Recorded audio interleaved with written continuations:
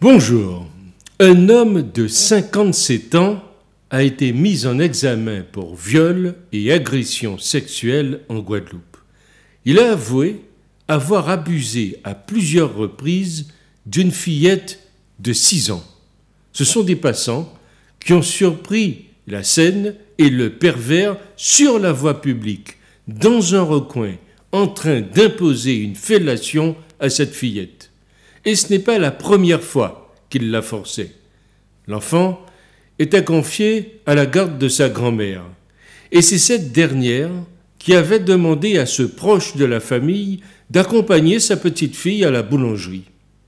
Quelle pression exerçait sur sa petite ce proche de la famille? Depuis des mois, ce prédateur en avait fait, selon ses dires, sa proie sexuelle. Et elle ne s'était confiée à personne.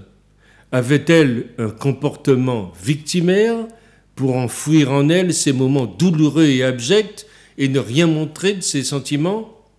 Quand sa grand-mère l'envoyait avec cet homme à la boulangerie, n'avait-elle pas un moment de recul face à lui?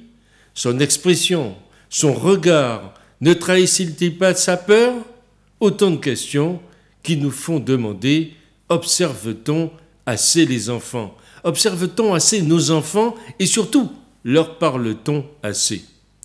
La pédophilie, on fait semblant de s'étonner de découvrir cette monstruosité, mais il semble qu'elle ne se soit jamais si bien portée. C'est mondial. C'est la bestialité immonde d'une partie de l'humanité. On peut comprendre qu'il est difficile pour des parents d'envisager cette réalité. Si on l'admet, cette réalité, on a soudain envie de vomir et on oublie son confort intellectuel. Tout bascule et on comprend qu'on a face à nous les pires pourritures que la terre puisse porter et que ça existe vraiment. C'est ce que je crois.